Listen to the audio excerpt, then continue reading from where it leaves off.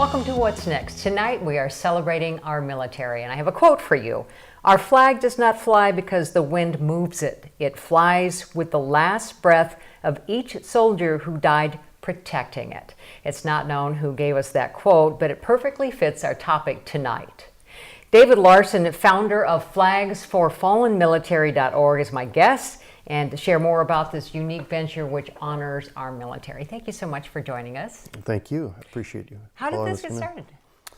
Well, it started in 2006. I was en route to Sioux Falls, South Dakota, and my frustration on how the families were being treated, I just couldn't take it anymore, and I wanted to make a difference.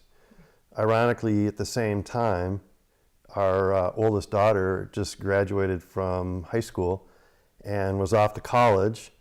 Well, the table of four now was a table of three, and there was no more additional noise in the house, and I was definitely taken back that after 18 years, what just happened? Where'd that time go? So I took it pretty hard, and it was very emotional for me to see her grow up. But ironically, still today, and even back then, I could call her, I could email her, I could fax her. But it was still a change in my life that no one really prepared me for. So the pain in my heart of her just moving off and growing up was such that these parents have lost their loved ones, and I can talk to mine. They cannot. So I have no idea what they're feeling as far as the emotion of losing a loved one, but I can only assume. Tell me about that truck stop that you pulled into. Well, I didn't know what I could do. I didn't know what was really inspiring me to have a completion of, say, a project. But in pulling in, I noticed a flagpole and decided that was something that I could do. I didn't need a group of people to hoist the flag or to dig the hole. It's good labor, it's good exercise. It probably didn't really help lifetime because I quit, because I didn't need the membership at a health club. I was now digging holes and mixing concrete, and it's grown substantially from that very first day. How did you find that first family?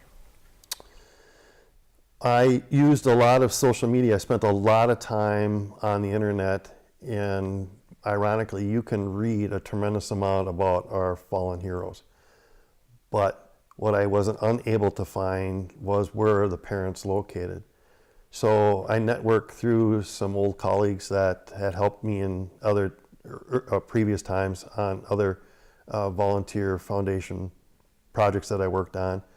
And they encouraged me to get hold of the Department of Defense. And then it just exploded from there, because now I had the parents' names.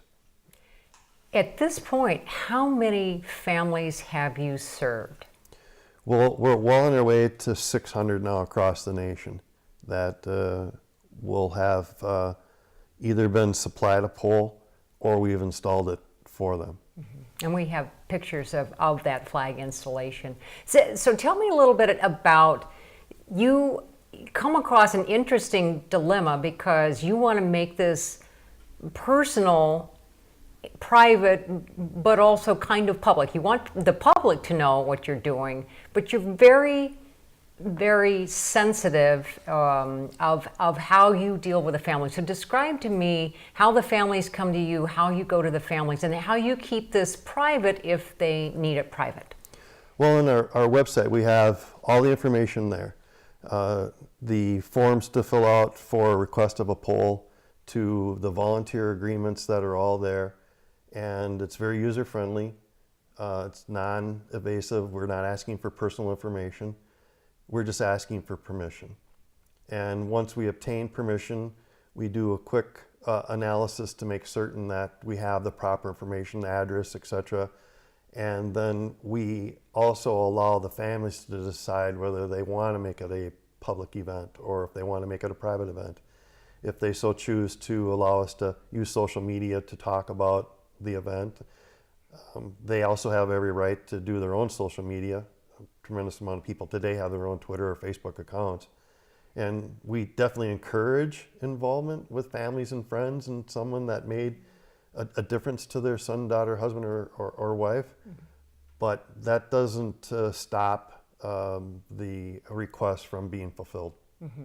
So is there a cost involved in this, either to the families, or how does your foundation handle this? The installation, and if we have a volunteer, is free, and the pole is also is free. There is no charge to the families at all. And they also get a flag. Yes, correct. Each request is includes a flag and a pole for sure.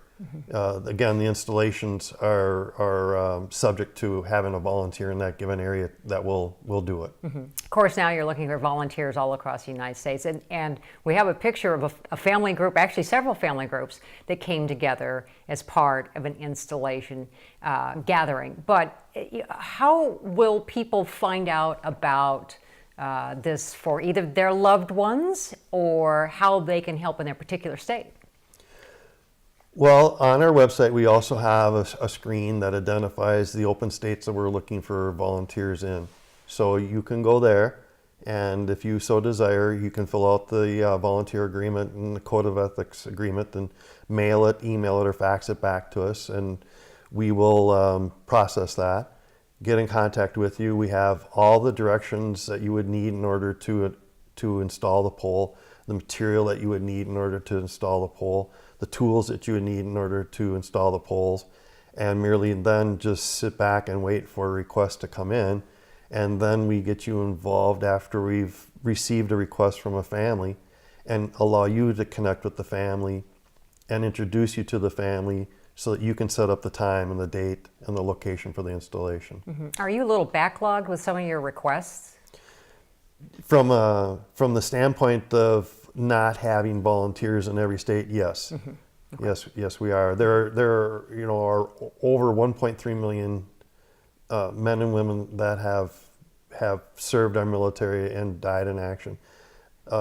We have taken this a step further, that our ability to serve the public is the only requirement is that you have had to serve the United States military, and a pole will be honored in your respect. You have an interesting request. You need an admin to help you. Yes, it would definitely, yes. There is always that back office individual that you look forward to that can type and be able to understand and maneuver around in an Excel spreadsheet. So most definitely, if there is someone local here in the Twin Cities area, in the state of Minnesota, that would be willing to donate their time to go through the spreadsheets and put those together in more of an alphabetical state of mind.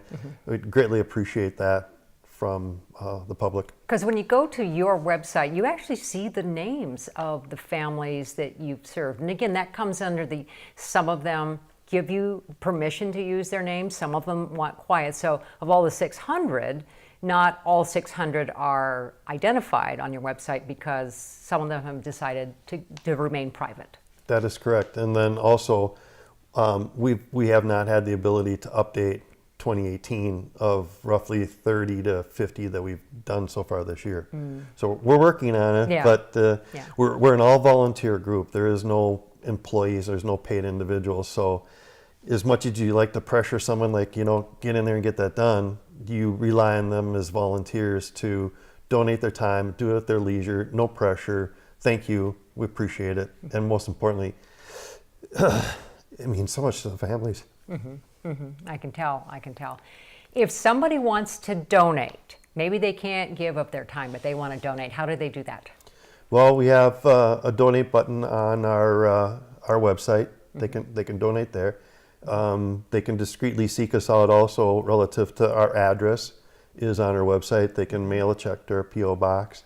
I'm open to talk to them. Maybe they have a different desire as far as not wanting to send us money but want to pay the invoices. Maybe there's a particular group or city or county or township that they want to cover that area. We're wide open to however they would so choose to get beside us. doing angels work here on earth. Thank you so much. We want to give our viewing audience just one more chance to look at that address on our screen. Again, we've been talking with David Larson, flagsforfallenmilitary.org. Thank you so much for joining us. You're welcome. Thank you. Appreciate it.